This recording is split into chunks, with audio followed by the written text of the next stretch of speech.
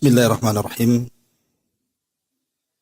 Assalamualaikum warahmatullahi wabarakatuh. Alhamdulillah wassalatu wassalamu ala Rasulillah wa ala alihi wa sahbihi wa mawalah wa la hawla wa la quwata illa billahi wa ba'd. Alhamdulillah, segala puja dan puji hanya milik Allah subhanahu wa ta'ala. Salawat dan juga salam kita hadiahkan kepada Rasul kita Nabi besar Muhammad sallallahu alaihi wa ala alihi wasallam. Kita lanjutkan kajian kita, masih membahas kitab 175 Jalan Menuju Surga karya Naib bin Mamduh Al-Su'ud hafizahullah ta'ala. Dan kita masuk pada poin ke-17 dari halaman ke-67. Anjuran mempersiapkan diri untuk menerima karunia Allah subhanahu wa ta'ala. Kita baca hadisnya baru kita terangkan. Di sini Nabi SAW bersabda, Inna li rabbikum fi ayyami dahrikum nafahatun fata'arradu laha la'alla ahadukum an yusibahu nafhatu minha fala yashqa ba'daha abada. Sesungguhnya Rabb kalian memiliki banyak nafahat. Di sini diterjemahkan karunia. Dalam hari-hari tahunan kalian. Oleh karena itulah persiapkanlah diri kalian untuk menerimanya. Semoga seorang di antara kalian mendapatkan sebuah karunia dari karunia-karunia Allah tersebut dan dia tidak akan celaka setelahnya selama-lamanya. Dan hadis ini juga ada penguat dari hadis yang lain. Disebutkan if'alul khaira yauma dahrikum wa ta'arradu linafahati rahmatillah. Fa inna lillahi nafahat min rahmatihi yusibu biha man yasha min ibadihi. Wasalullaha an yastura awratikum wa an yu'mina rawatikum. Kata Nabi SAW, berbuat baiklah kalian pada sepanjang masa kalian. Dan bersiaplah dan sambutlah nafahat, hembusan-hembusan rahmat atau karunia kasih sayang Allah untuk kalian. Sungguh Allah memiliki hembusan-hembusan pada rahmat dan kasih sayangnya yang akan diraih oleh para hamba-hamba yang dikehendakinya. Dan mohonlah kepada Allah Azza wa Jal agar menutup aurat keburukan kalian dan menentramkan dari rasa takut dan kecemasan kalian. Taib ma'asyiral muslimat yang dimuliakan Allah Azza wa Jal, hadis ini adalah hadis yang sangat agung sekali. Karena hadis ini menjelaskan kepada kita ada beberapa hari dalam tahunan itu yang kalau seandainya hari-hari tersebut kita lalui dengan ibadah kepada Allah Azza wa Jal, maka kita akan selamat dan tidak akan celaka setelahnya selama-lamanya. Jadi dalam setahun itu ada hari-hari, ada waktu-waktu. Kalau kita bertepatan dengan hari-hari dan waktu itu untuk beribadah kepada Allah Subhanahu wa ta'ala, maka bisa saja itu menyelamatkan kehidupan kita, dunia kita dan akhirat kita. Dan kita tidak akan celaka. Ma'asyiral muslimat yang dimuliakan Allah Subhanahu wa ta'ala. Al-Imam Al-Munawi dalam kitabnya Faidul Qadir menjelaskan tentang arti nafahat. Karena di sini Rasul mengatakan, inna li rabbikum fi ayyami dahrikum nafahat. Apa nafahat itu? Beliau mengatakan bahwa yang dimaksud nafahat adalah ilham, yang memberikan semangat kepada seseorang untuk mendekatkan diri kepada Allah Subhanahu wa taala, yang diberikan kepada siapa saja di antara hamba-hamba Allah yang Allah kehendaki. Ini satu arti nafahat. Ada juga yang mengatakan bahwa nafahat itu artinya ketenangan. Jadi Allah Subhanahu wa taala akan memberikan ketenangan, tuma'ninah, keimanan, kesemangatan hidup, dan juga keselamatan kalau dia bertepatan dengan hari yang dimaksud dalam hadis ini. Lalu hari-hari apa dan waktu-waktu apa sebenarnya yang masuk dalam kategori hadis ini, yang kalau kita bertepatan dapat hari dan waktu tersebut dan kita gunakan untuk ibadah dan berdoa, maka di sini Rasul mengatakan fala yashqa ba'daha abada, maka dia tidak akan sengsara setelahnya selamanya. Ma'asyiral muslimat yang dimuliakan Allah Subhanahu wa taala, para ulama ketika memberikan syarahan kepada hadis ini, bahwa dalam setahun itu, Bu, di antaranya ada 10 hari. Di 3 bulan dalam setahun, yang kalau kita memanfaatkan 10 hari tersebut, maka Rasul menjamin fala yashqa ba'daha abada. Orang ini tidak mungkin celaka setelahnya selamanya. Yang pertama, 10 akhir Ramadan. 10 akhir Ramadan mulai tanggal 20 sampai selesai Ramadan. Itu hari-hari terbaik.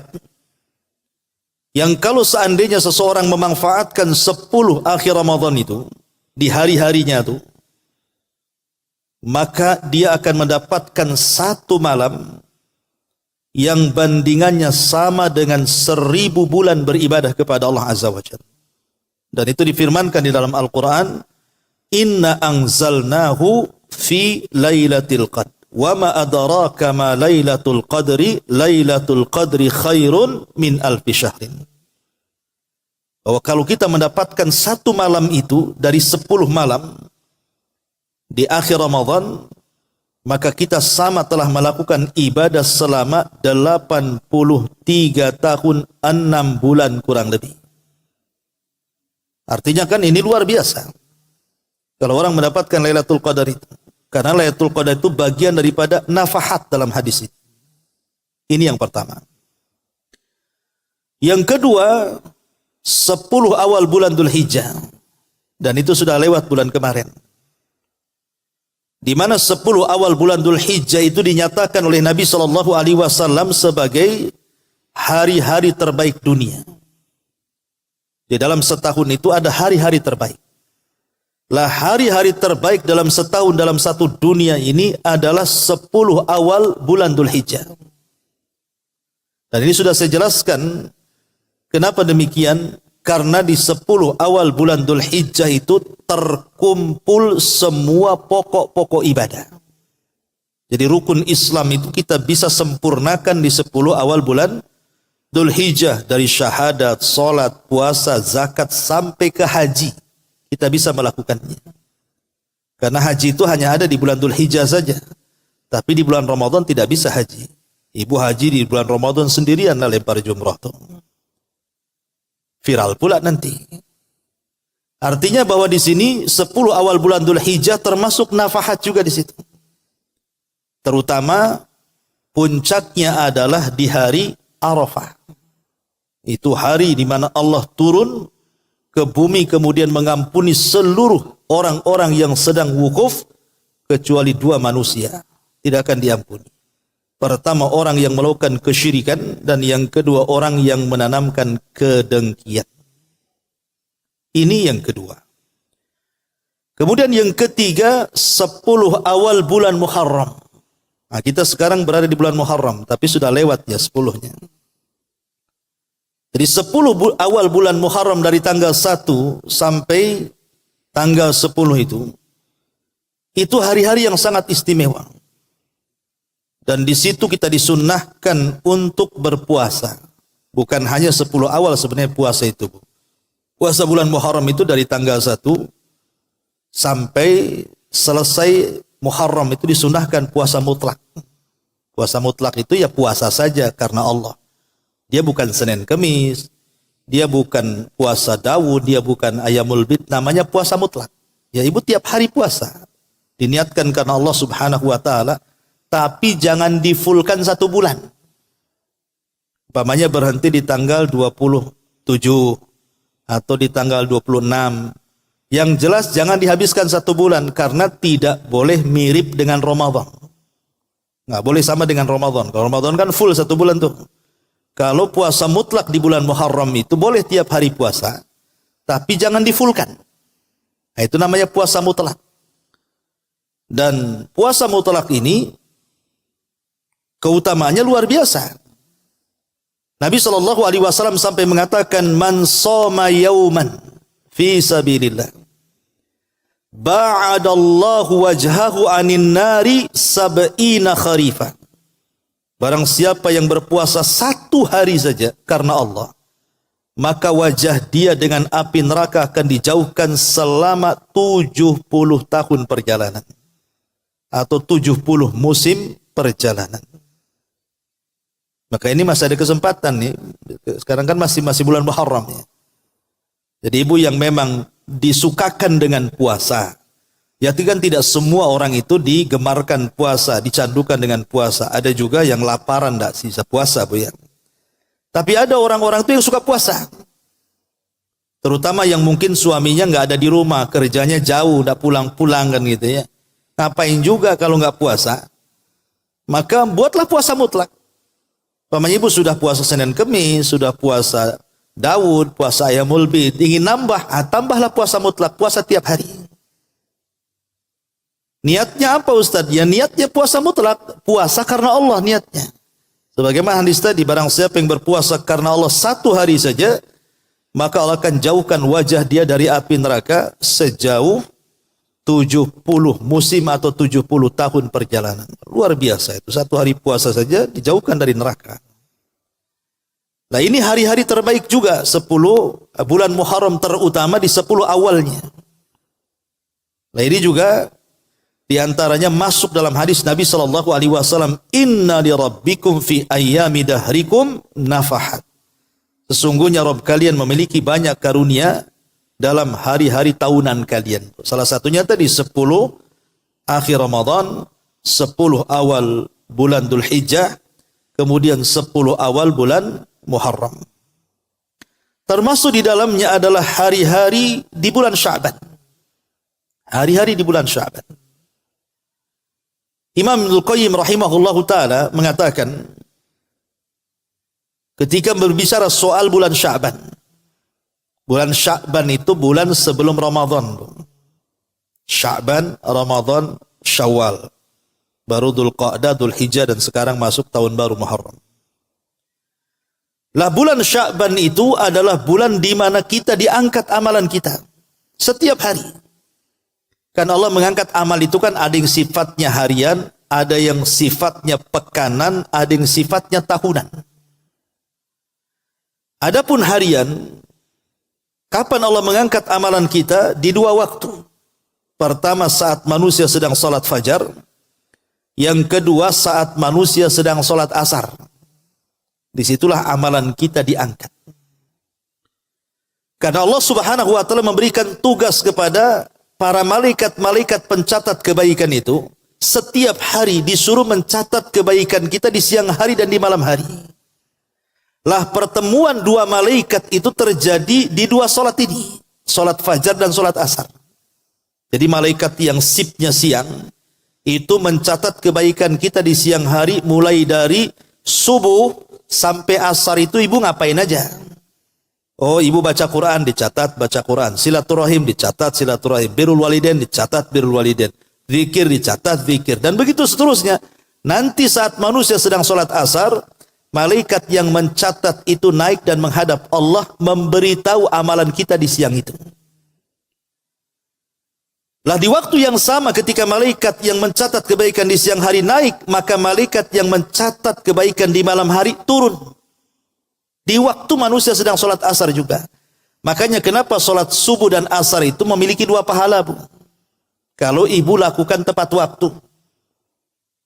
Pahala yang pertama karena dicatat oleh malaikat malam, pahala kedua karena dicatat oleh malaikat siang.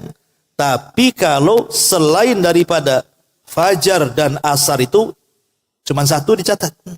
Zuhur cuma dicatat malaikat siang saja. Ya, kemudian maghrib cuma dicatat malaikat malam saja. Isya juga sama. Tapi kalau fajar itu dua yang mencatat tuh. Malaikat siang mencatat kita sedang sholat subuh. Malaikat malam pun sebelum naik mencatat kita sedang sholat subuh. Jadi dua catatan kita dapat. Makanya kenapa Nabi SAW mewanti-wanti, Bu, jangan remehkan dua waktu sholat ini. Kata Rasul, man hafadha ala baradaini dakhalal jannah. Siapa yang menjaga dua barad, maksudnya sholat asar dan sholat subuh, maka dijamin masuk surga. Dari sini Nabi SAW menjamin sesiapa yang menjaga dua sholat ini, maka ada jaminan masuk surga. Kenapa sedemikian besar? Kan sholat itu 5 waktu. Karena fajar dan asar ini masuk dalam kategori sholat wusta. Yang Allah katakan, hafidhu ala salawati was salatil wusta. Jaga oleh kalian solat yang 5 waktu, terutama solat wusta. Nah, sebagian ahli tafsir mengatakan yang dimaksud solat wusta itu solat subuh, yang lain mengatakan yang dimaksud solat asar. Ini catatan amal yang sifatnya harian, yang diangkat itu. Ada catatan amal itu yang sifatnya pekanan, dan itu ada di 2 hari. Pertama hari Senin, yang kedua hari Kamis. Makanya di situ disunnahkan puasa Senin Kamis. Karena di 2 hari itu Allah angkat. Tetapi ada pengecualian dalam hadis itu. Diangkatnya amalan ini dan dikecualikan ada orang-orang yang tidak diangkat amalan hari itu 2 manusia. Pertama, orang yang menyekutukan Allah Subhanahu wa taala tidak akan diangkat amalannya. Yang kedua, orang yang bertengkar. Mungkin ibu tidak akur dengan suami, tidak akur dengan anak, tidak akur dengan saudara, tidak akur dengan orang tua, tidak akur dengan tetangga gitu ya. Maka walaupun ibu puasa Senin Kamis, kalau tidak akur masih ada kedengkian dalam hati ibu itu, tidak akan diangkat amalannya itu. Karena nas hadisnya seperti itu. Ya. Lah baru di bulan Sya'ban itu setiap hari selama 1 bulan. Makanya kenapa Nabi SAW selama bulan Sya'ban itu beliau berpuasa sama seperti bulan Muharram, puasa mutlak, puasa tiap hari. Ketika ditanya oleh sahabat, kenapa Nabi SAW banyak berpuasa sunnah di bulan Sya'ban, maka Nabi SAW hanya mengatakan, karena aku ingin saat diangkat amalanku, aku sedang berpuasa, katanya. Itu alasan Nabi SAW. Lah ini namanya hari-hari yang disebut dengan nafakhat dalam hadis yang kita bahas ini. 10 akhir Ramadan, 10 awal bulan Dzulhijjah, 10 awal bulan Muharram, dan hari-hari di bulan Sya'ban. Ini jelas keutamaannya. Ya. Ma'asyiral muslimat yang dimuliakan Allah Subhanahu wa taala. Adapun yang berkenaan dengan waktu-waktu. Dalam 1 hari itu kan juga ada waktu-waktu. Yang dalam waktu itu ada nafakhat, ada karunia-karunia Allah, ada rahmat-rahmat Allah yang turun kepada kita. Dan kalau kita mencocoki waktu itu dalam 1 hari, maka kita akan masuk pada lafaz hadis Nabi SAW, fala yashqa ba'daha abada. Ibu tidak mungkin celaka setelahnya selamanya. Apa waktu-waktu dalam harian itu? Pertama, sepertiga malam akhir. Sepertiga malam akhir. Malam itu kok dibagi 3, ada sepertiga malam awal, ada sepertiga malam tengah, ada sepertiga malam akhir. Lah sepertiga malam akhir ini adalah waktu yang sangat ajaib. Kenapa demikian? Karena setiap hari Allah itu turun ke langit dunia. Kemudian Allah Subhanahu wa taala berfirman kepada kita setiap hari. Apa firman-Nya? Man yad'uni fa astajibana. Wa man yas'aluni fa utiya. Wa man yastaghfiruni fa aghfiralah. Siapa yang berdoa ku kabulkan. Siapa yang minta ku beri permintaannya. Siapa yang minta ampun ku ampuni dosa-dosanya. Subhanallah, 3 perkara. Kalau kita bisa bangkit di sepertiga malam akhir, maka kita ada kesempatan meraih 3 perkara ini. Mendapatkan pengabulan doa, diberikan seluruh permintaan, dan diampuni dosa-dosanya. Kurang apa lagi? Dan ini setiap hari, bukan seminggu sekali, tidak setiap hari. Makanya para ulama itu mengajarkan kepada kita, kalau kita banyak masalah, dirundung dengan banyak masalah apa aja lah, masalah ekonomi, kesehatan atau apa kan itu, maka biasakan bangun di sepertiga malam akhir, minta masalahnya diselesaikan. Karena saat itu Allah sedang turun menemui hambanya. Artinya Allah Subhanahu wa taala setiap sepertiga malam dalam setiap hari itu mengundang kita. Kita diundang oleh Allah Subhanahu wa taala juga untuk hadir di sepertiga malam itu, kemudian berdoa, meminta dan minta ampun. Tetapi betapa banyak orang-orang yang lalai dari sepertiga malam akhir ini. Karena memang itu waktu-waktunya orang pulas-pulasnya tidur masalahnya.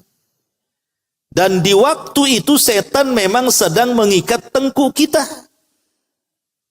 Dan setan akan membaca mantra di tengkuk kita, nim naumatan tawilah, tidur. Malam masih panjang katanya. Itu sepertiga malam tuh setan tuh bisik-bisikan kayak gitu tuh. Akhirnya alarm ya bangun, ibu juga bangun tapi untuk mematikan alarm saja. Habis itu tidur lagi. Atau numpang kencing balik lagi. Padahal sebenarnya Bu, menghidupkan sepertiga malam itu kan tidak harus dari jam 2 sampai subuh. Karena namanya Qiyamul Lail itu juga bukan mesti tahajud saja. Qiyamul Lail ini masuk pada kategori zikir.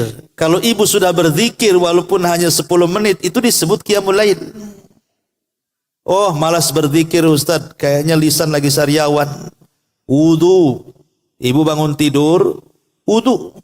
Habis wudu tidur lagi. Berarti ibu sudah Qiyamul Lail tuh, walaupun hanya sekedar mengambil wudu.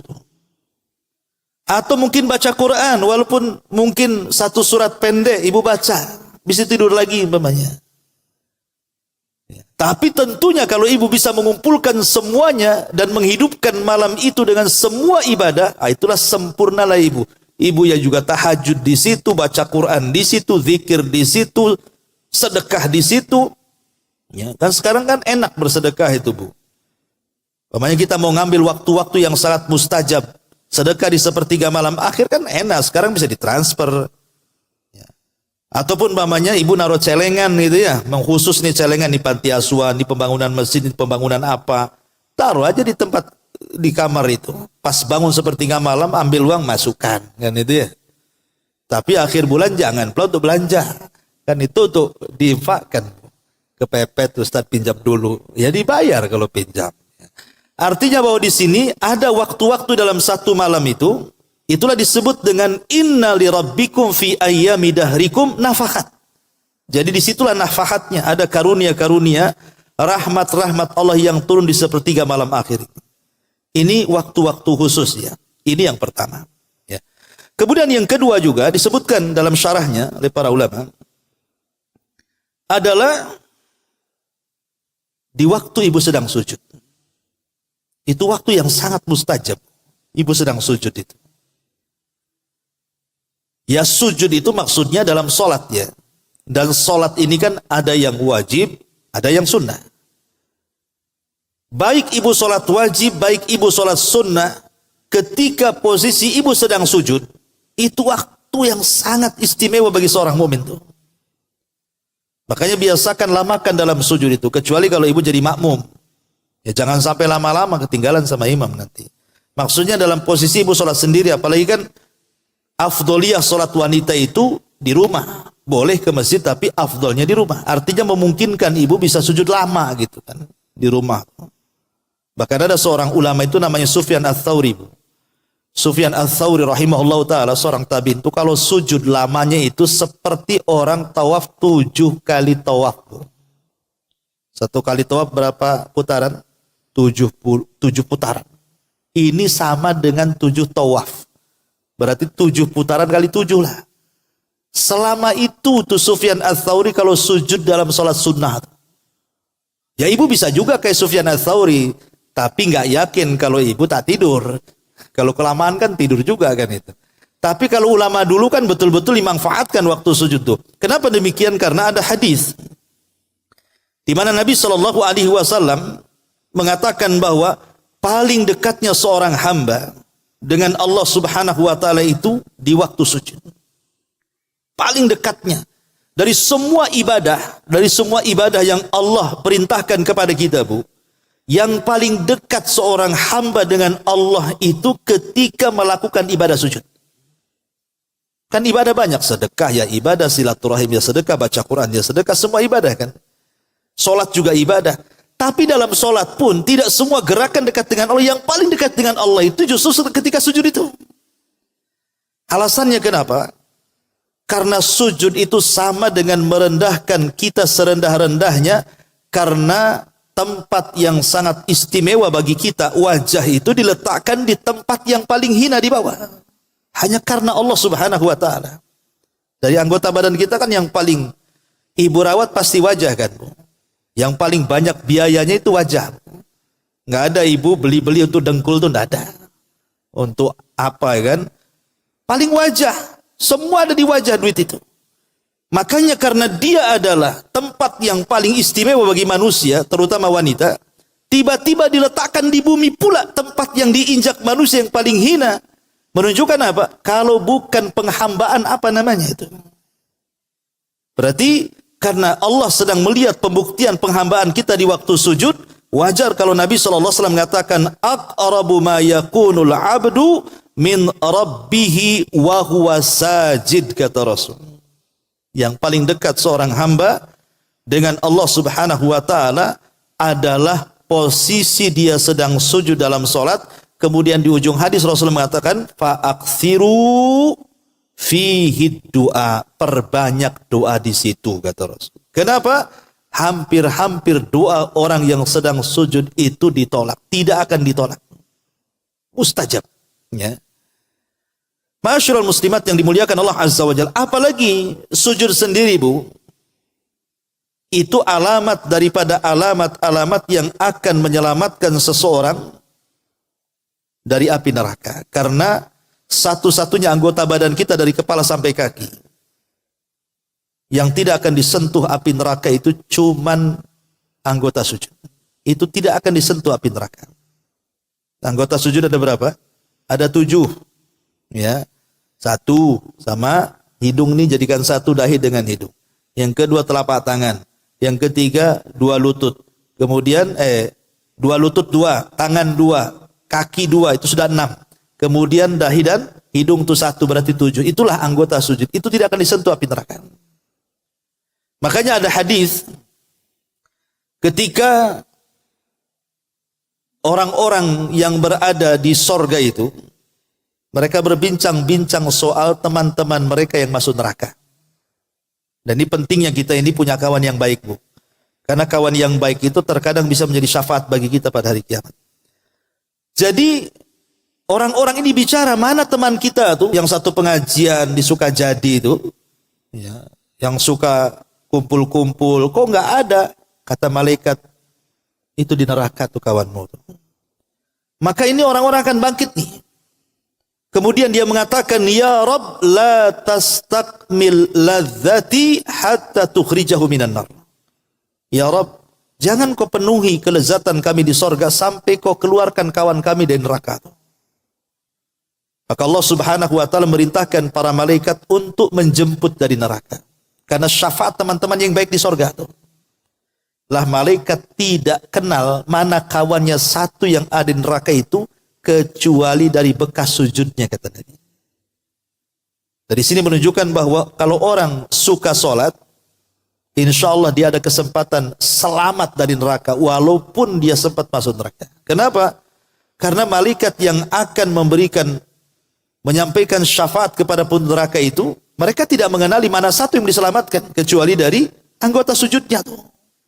Makanya kenapa kemudian sujud ini sangat istimewa sekali, karena bisa mendatangkan kebaikan, menghilangkan keburukan, bahkan bisa mengangkat derajat dan amalan yang paling cepat masuk surga.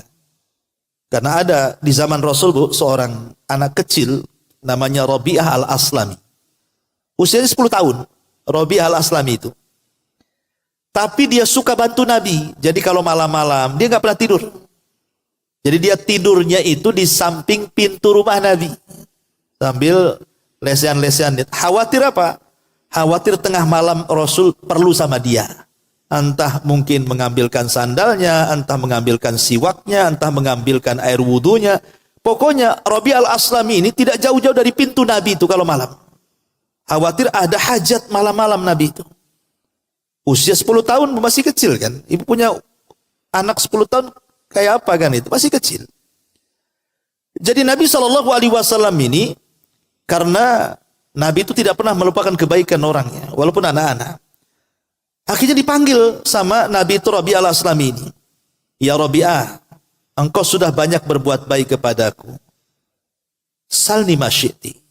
Mintalah sesuatu, aku akan beri. Coba Bu, kalau posisi anak 10 tahun di zaman sekarang, ibu bilang begitu, kira-kira minta apa Bu? Handphone, gadget, kan itu. Ya seputar itulah. Nggak mungkin minta, ya paling minta handphone paling tinggi. Tapi Rabi'ah al-Aslami ini 10 tahun di luar perkiraan kita. Ketika Rasulullah SAW mengatakan, minta sesukamu katanya. Karena engkau sudah banyak membantuku, kata Rasulullah. Kata Rabi'ah al-Aslami ini, apa kata dia? Ya Rasulullah, aku tidak hendak apapun. Cuman satu permintaan kepadamu ya Rasulullah. Kata Rasul, apa itu? Inni uridu ma'aka fil jannah. Aku hanya ingin menjadi temanmu di sorga. Ini 10 tahun ngomong begitu. Dia ingin jadi teman Nabi di sorga. Umur 10 tahun. Itulah orang-orang kalau ditarbiyah dalam tarbiyah nubuah itu seperti itu. Umur, walaupun umur kecil, tapi kalau ibu betul-betul mentarbiyahnya di atas syariat, pasti yang keluar dari lisannya pun yang bagus-bagus kan. Tapi Nabi SAW tidak lantas mengiyahkan. Nabi mengatakan, ya Rabi'ah, kalau begitu fa'inni, bantulah aku untuk mencapai cita-citamu ala dzalika bi kathratis sujud. Tolong perbanyak sujud, kata Rasul. Bantu supaya aku bisa mengabulkan permintaanmu, perbanyak sujud katanya. Artinya disuruh banyak sholat. Nah, bagaimana di sini Nabi SAW mengisyaratkan bahwa sujud ini juga salah satu penyebab besar orang masuk ke dalam surga. Ini nafahat dalam waktu-waktu dalam sehari itu. Juga yang kedua adalah di waktu sujud. Kemudian yang ketiga, satu waktu di hari Jumat. Ini hari Jumat nih. Ya. Nabi SAW pernah mengatakan, fil jum'ati sa'atun la yuwafiquha abdu muslim qaimun yusalli fasa'alallaha khairan illa atahu. Kata Nabi SAW, di hari Jumat ini ada satu waktu, kata Rasul. Kalau ada seorang hamba muslim berdoa kepada Allah bertepatan dengan waktu mustajab doa itu, minta apapun Allah beri, kata Allah, kata Nabi. Sebagian para ulama berselisih pendapat maksudnya satu waktu di hari Jumat yang kalau kita berdoa mustajab itu kapan? Kan Jumat ini kan sehari semalam gitu ya. Mulai dari kemarin terbenam matahari itu sudah mulai malam Jumat. Nah, sekarang sudah pagi Jumat, tar lagi siang Jumat, nanti sore Jumat, terbenam matahari, habislah Jumat tuh. Lah dalam sehari semalam itu yang dimaksud waktu mustajab itu kapan? Sebagian para ulama mengatakan, ada yang mengatakan annaha min julusil imam ila inqidha'is salat. Pertama, sebagian mengatakan mulai daripada duduknya imam, seorang khatib di khutbah Jumat itu, sampai selesai sholat. Jadi mulai imam duduk, kemudian berkumandang azan, kemudian berkhutbah kan gitu. kemudian ada namanya duduk di antara dua khutbah, kemudian khutbah lagi, kemudian selesai khutbah, kemudian sholat Jumat, kemudian selesai, lah di waktu itulah mustajabnya doa. Kan ibu bisa dengar dari rumah kan, kalau dengar azan, berarti ini sudah azan kedua lah. Umumnya di negeri kita kan Jumat 2 kali azan. Berarti kalau ibu sudah mendengar azan kedua, berarti ini imam sudah mulai naik mimbar tuh. Disitulah waktu mustajab. Ibu berdoa di situ sampai selesai sholat. Ini satu waktu. Pendapat yang kedua maksudnya annaha ba'da al-asri. Maksudnya adalah setelah sholat asar. Jadi setelah sholat asar di hari Jumat dari ba'da asar sampai terbenam matahari, disitulah waktu mustajab doa. Dan ini pendapat yang kedua, sebagaimana pendapat Abdullah ibn Salam, Abu Hurairah, Imam Ahmad dan banyak sekali para ulama mengatakan bahwa yang dimaksud waktu yang mustajab doa di hari Jumat itu artinya setelah asar sampai maghrib. Dan dua-duanya kata para ulama bisa kita lakukan. Nah, ini juga di antara nafahat yang disebutkan inna li rabbikum fi ayyami dahrikum nafahat. Waktu-waktu yang sangat luar biasa yang Nabi mengatakan fala yashqa ba'daha abada. Orang kalau mendapatkan waktu itu tidak akan sengsara setelahnya selama-lamanya. Nah, ini juga di antara waktu-waktu istimewa. Kemudian yang keempat, ketika turun hujan. Ketika turun hujan. Nabi SAW ketika turun hujan itu disebutkan dalam sebuah hadis dari Anas ibn Malik radhiyallahu an, asabana wa nahnu ma'a Rasulillah sallallahu alaihi wasallam matarun. Kata Anas, kami pernah bersama Rasul, tiba-tiba hujan deras. Apa yang terjadi? Qala fahasara Rasulullah sallallahu alaihi wasallam thawbahu hatta asabahu minal matar. Maka Nabi sallallahu alaihi wasallam kemudian membuka sebagian bajunya dari badannya sengaja supaya hujan itu menimpa sebagian baju dan badannya. Ya. Dan ini bertentangan dengan kebiasaan kita pula. Ibu kalau hujan malas keluar kan, kalau kena sikit aja rintikan, wah nanti sakit kepala katanya. Kan itu. Karena didoktrin sakit kepala, itu ya. Nanti kena rintik-rintik kesedihan, harus cepat mandi, cepat basuh tuh kepalamu tuh, nanti sakit kepala, kan gitu. Itu doktrin itu yang menyesatkan sebenarnya. Justru kalau seandainya kita hujan, kemudian kena kepala kita, beruntung kita. Kenapa? Karena alasan Nabi SAW mengatakan apa? Kata Rasulullah, ketika Anas bin Malik radhiyallahu an menceritakan seperti itu dan bertanya, lima sonata ya Rasul, kenapa kau melakukan seperti itu? Kata Rasul, li'annahu hadithu ahdin bi rabbih. Karena itu awal Allah sedang mencucurkan rahmatnya. Aku ingin mendapatkan rahmatnya. Ya. Jadi sekali-kali hujan-hujanan lah Bu. Ya. Masa takut sama air hujan? Ya kalaupun tidak hujan-hujanan, minimalnya adalah sebagian rintikan hujan itu terkenalah badan kita, entah tangan kita, entah kepala kita, entah. Bahkan ada sebagian para sahabat tuh sampai mengeluarkan kasur Bu. Supaya sengaja dihujani tuh, bayangkan. Itu ada sahabat yang melakukan seperti itu. Kalau ibu kan tidak. Kalau hujan, pakaian itu terbang kemana-mana tuh. Langsung sibuk tuh pakaian hujan-hujannya. Padahal biarkan saja sebenarnya. Justru pakaian kita dapat rahmat kan itu. Nanti besok ada pakaian lagi Ustaz gitu. Tapi sekarang nggak ada pakaian yang nggak kehujanan. Kenapa? Karena sudah dilondrikan. Nggak ada pakaian kehujanan. Semua pakai laundry. Ya. Jadi ini juga diantaranya detik-detik saat hujan itu saat turun rahmat. Makanya kenapa Nabi SAW menganjurkan berdoa saat hujan itu? Karena di situ sedang turun rahmat di situ. Rahmat Allah Subhanahu Wa Taala sedang turun. Minta apa saja yang kita minta saat hujan itu? Mumpung sedang hujan. Tapi harus lihat-lihat juga Bu, kalau memang hujannya memang tidak membahayakan kiranya, maka kita juga berdoa Allahumma sayyiba nafi'ah. Ya Allah, mudah-mudahan hujan ini bermanfaat. Tapi kalau hujannya ini kok ada angin puting beliungnya, ini atap sudah sibuk gitu ya, mau naik aja, maka doanya lain lagi. Maka Nabi SAW mengajarkan Allahumma hawalaina wala alaina. Ya Allah, jangan hujan ini kau jadikan musibah bagi kami. Kalau perlu Kau hantarkanlah tuh hujan itu ke bukit-bukit, tempat tumbuhnya pohon, di lembah-lembah, janganlah ke sini. Ya, karena tidak semua hujan juga rahmat, ada juga berbentuk azab Allah Subhanahu wa taala. Tapi banyak gara-gara hujan rumah roboh, orang kebawa banjir, meninggal juga. Artinya yang saya bicarakan di sini adalah hujan yang betul-betul tidak membahayakan. Itulah hujan yang membawa rahmat. Disitulah kita dianjurkan untuk berdoa kepada Allah Subhanahu wa taala. Nah, ini juga di antara waktu-waktu yang disebutkan oleh para ulama. Ya, termasuk juga di antara nafahat adalah waktu ba'da subhi ila tulu'i syamsi. Setelah subuh sampai terbit matahari itu. Itu waktu yang sangat ajaib di situ. Sampai-sampai Nabi SAW berdoa untuk umatnya pada waktu ini. Apa kata Nabi SAW? Allahumma barik li ummati fi bukuriha. Ya Allah, berkahi umatku di waktu paginya.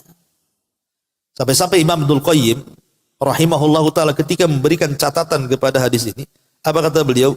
Orang yang terbiasa tidur saat turunnya rahmat, saat turunnya berkah di pagi hari, maka tidak akan ada kebaikan dalam kehidupannya. Tidak dalam usahanya, tidak dalam keluarganya, tidak dalam kehidupannya, tidak dalam waktu-waktunya. Maksudnya orang yang terbiasa tidur setelah subuh gitu maksudnya. Tapi kalau seandainya memang ada hal-hal yang menjadikan dia tidak bisa tidak tidur, harus tidur karena kelelahan. Di malam hari mungkin begadang karena bekerja, mungkin suami bekerja atau ibu karena punya anak kecil gitu ya.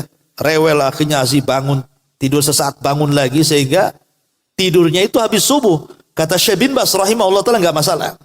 Karena ada dzurub di situ, karena ada udzur syar'i sehingga dia tidak bisa menahan kantuk. Tapi kalau menjadi sebuah kebiasaan, habis subuh tidur, itulah yang tidak akan dapat berkah hidupnya tuh.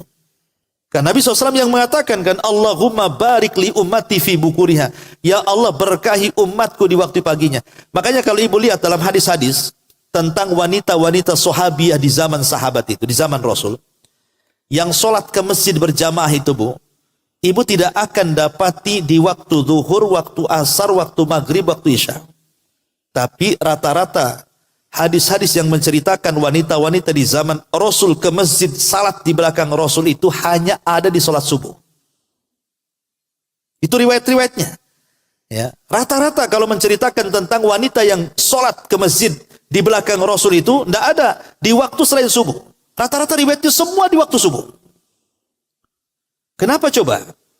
Ke wanita-wanita di zaman Nabi SAW keluar berjalan kaki dari rumah ke masjid sholat di belakang Rasul hanya di sholat subuh. Itu bukan berarti di sholat lain tak boleh ke masjid, boleh. Cuman maksud saya kan riwayatnya hanya ada di sholat subuh gitu ya.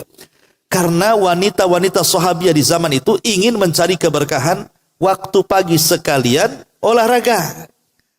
Jadi mereka jalan kaki dari rumah, kemudian setelah sholat subuh mereka pulang jalan kaki lagi. Sehat. Ya. Kenapa?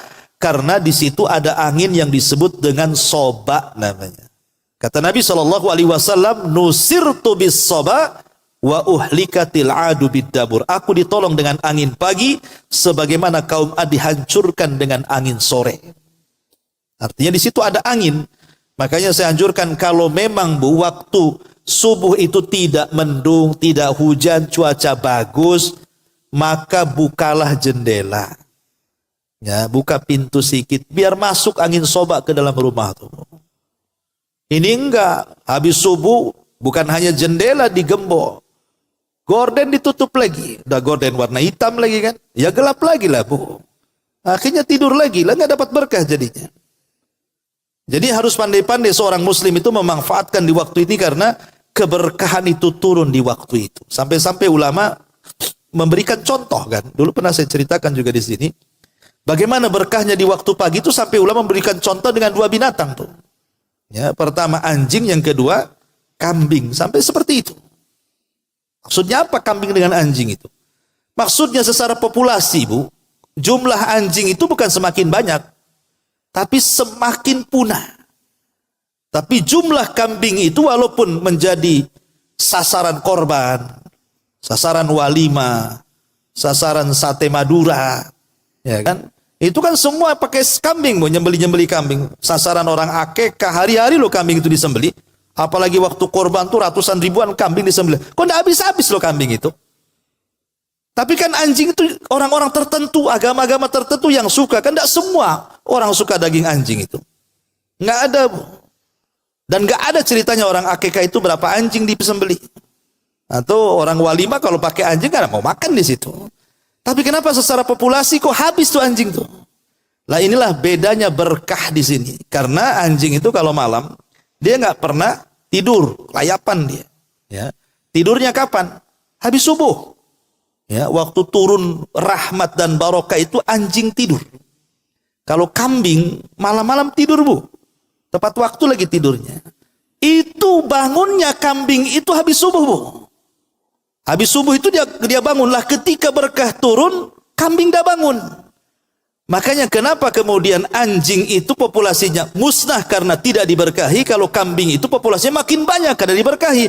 Karena dia bangun di waktu sedang turun berkah. Ibu terserah mau jadi anjingnya kambing. Janganlah, Bu. Jadi manusia saja kan. Artinya di sini saya contohkan saja bahwa keberkahan di waktu pagi itu seperti itulah, itu masuk pada hadis Rasul, inna li rabbikum fi ayyami dahrikum nafahat. Itulah bagian daripada nafahat tadi, yang kalau kita mendapatkan waktu-waktu tadi atau hari-hari dalam setahun itu dan kita manfaatkan betul waktu dan hari-hari itu, maka masuk dalam kategori fala yashqa ba'daha abada, maka dia tidak akan sengsara setelahnya selamanya. Artinya dia akan masuk surga. Wallahu a'lam. Inilah di antara keterangan hadis ke-17. Taib sampai di sini. Sebelum saya tutup, silakan kalau ada yang mau bertanya.